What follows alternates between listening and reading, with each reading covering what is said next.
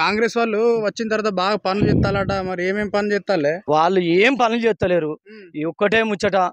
ఓట్లు అడిగిర్రు, గడ్డ మీద కూర్చున్నారు.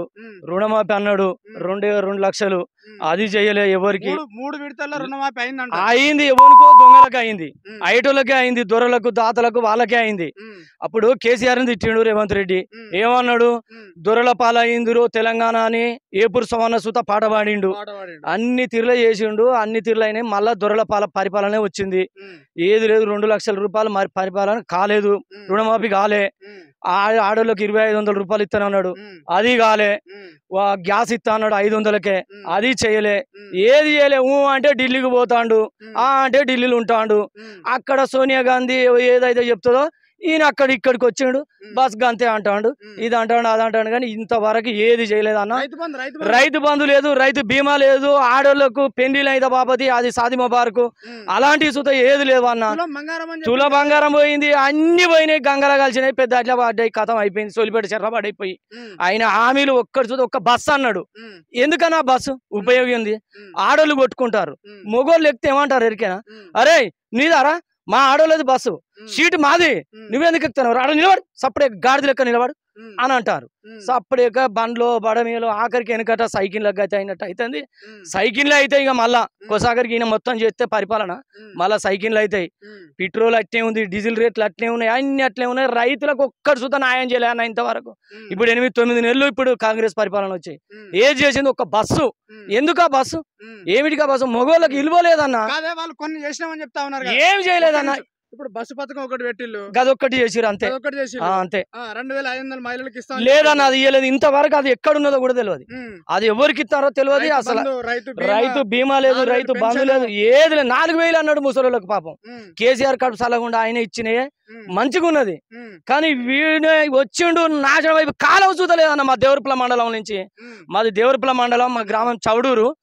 మా కాలం లేదు. మన దయాకర్రావు కడుపు సలగుండా 4-5 చెక్ డ్యాములు 10 చెక్ డ్యాములు కట్టించండు వాగు మీద. 24 గంటలు నీళ్లు చెలిమే తీసుకుంటే నీళ్లు ఊరేది. ఒక్క చెక్ డ్యామ్ లా నీళ్లు లేవు. మొత్తం దొడ్డి పోదామన్న సుధా. అక్కడ సర్కారు చెట్లు మొలిచినాయి అన్న వాగులా. చెక్ డ్యామ్లలో సర్కారు చెట్లు మొలిచినాయి, కంప చెట్లు. నీళ్లు లేక ఆసాములు అల్లాడిపోతాండ్రు. పత్తి చేనులకు నీళ్లు లేవు, వరి చేనులకు నీళ్లు లేవు, ఏది లేవు. కేసీఆర్ పరిపాలన ఉన్నప్పుడు కాలువ ఇంతవరకు ఎండిపోలే, ఏ చెరువులు ఎండిపోలే, ఎక్కడ ఎండిపోలే. బావులల్లా బోర్లల్లా ముంచుకుందామంటే నీళ్లు ఇప్పుడు ఏడున్నదన్న. ఒక్క సుక్క నీళ్లు లేవు. ఇప్పుడు చేనులు నాయడం అయిపోయినాయి మొత్తం. ఇక పోయినాక ఇంకే ఎందుకు? నిండు బొక్కిన మీద బేరడాకు పోసినట్టు అయిపోయింది. అప్పుడు నీళ్లు బొచ్చ నీళ్లు కాదన్నా, తాగుదామన్నా పోదామన్నా ఏడికి పోయినా నీళ్లు, పిచ్చి నీళ్లు. ఇప్పుడు నీళ్లు ఎక్కడి? నీళ్లు లేవు, గీలు లేవు, ఏది లేవు. ఆయన ఎక్కడ పోతాడో, ఏ ఢిల్లీలో ఉంటాడో, ఏ అమెరికాలో ఉంటాడో. మొన్న అమెరికాకు పోయిండు, అక్కడ ఏదో తెత్తా ఇది తెత్తా అది తెత్తా అన్నాడు. తెచ్చిన కాడికి రైతులకు ఎవరికి రుణమాఫీలు అయినాయో కాలేదో భగవంతునికి ఎరక. మొన్న మేము సుతా బ్యాంకుల కాడికి పోయి ధర్నాలు చేసినాం. అయితాయి బ్యాంక్ మేనేజర్ను అడిగినాం, అయ్యా మరి మా పరిస్థితికి ఇది. పెళ్ళ మీద పుష్టం మెట్టలు తీసుకుపోయినాం, కాళ్ళ కాడాలు పట్టగొలుసులు కుదబెట్టుకొని నాకు 40,000 రూపాయలు కట్టి వచ్చిన అన్న.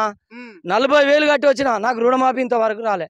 2 లక్షల కంటే 100 రూపాయలు ఎక్కువ ఉన్నా, 50 రూపాయలు ఎక్కువ ఉన్నా రాదు. నువ్వు ఎక్కువ ఉన్నా 100 రూపాయలు ఎక్కువ ఉన్నా కట్టాలన్నారు మా ఏవో మేడం, మా అగ్రికల్చర్ మేడం. మేము కట్ట అయితలేదు, ఇంకా 1000 రూపాయలు ఎక్కువ కట్టాలి, 1000 రూపాయలు తక్కువ ఉండాలి, 2 లక్షలకు అన్నారు. మళ్ళా కూడా కట్టి వచ్చిన. నాకు రుణమాఫీ రాలే, ఏం రాలే. ఇప్పుడు సత్యకాలం వచ్చింది, మందు తాగుడన్న అవుతుంది, ఉరి పెట్టుకొని సచ్చడన్న అవుతుంది. నేను పేదోన్నా, నాకు ఏం లేదు, భూమి లేదు, జాగలేదు, ఏది లేదు. ఒక 2 ఎకరాలు చెలుకున్నది, దాని మీద తెచ్చుకున్నా. అది మిత్తి పెరిగిపోయింది. గిట్టే మీరు ఎవరు కట్టకుని మళ్ళా తెచ్చుకొని కథం చేస్తున్నా 2 లక్షల రూపాయలు అన్నాడు. రాగానే డిసెంబర్ రోజు ఎత్తా అన్నాడు, అది అన్నాడు, ఇది అన్నాడు. 15 ఆగస్టు అన్నాడు లాస్ట్కి వచ్చే వరకు. 15 ఆగస్టు పోయింది, అన్ని పోయినాయి, గంగలో కలిసి. ఇప్పుడు 9 నెలల పొద్దు. ఎవరికి అవుతానయో, ఎవరికి పోతానయో వాళ్ళ పార్టీ వాళ్ళకే అవుతున్నాయి, నాకు తెలిసి. అయితే వాళ్ళ పార్టీ వాళ్ళకే అవుతాయి, అక్కడక్కడ అవుతాయి. వాళ్ళు ఏమంటారు? లీడర్లు, గల్లీ లీడర్లు, ఢిల్లీ నుంచి వచ్చే లీడర్లు మన పల్లెటూరులో పోయింటి. మా రేవంత్ రెడ్డి ఏంది అనుకుంటున్నావు? గెలిచిండు బెంచదు పులిపిల్ల, ఎక్కడికక్కడికి నాశనం అయిపోతానే మొత్తం అది చేస్తాను. ఏమైనాయి? ఆయన అన్నయ్య 6 గ్యారంటీలు అన్నాడు అన్న. 6 గ్యారంటీలలో ఒక్క బస్సు తప్ప ఇంకొక దానికి ముచ్చటే లేదు. ఆ అంటే ఢిల్లీనా అంటే ఢిల్లీనా ఆయన వాళ్ళు చెప్తేనే ఈయన చెప్తాడు.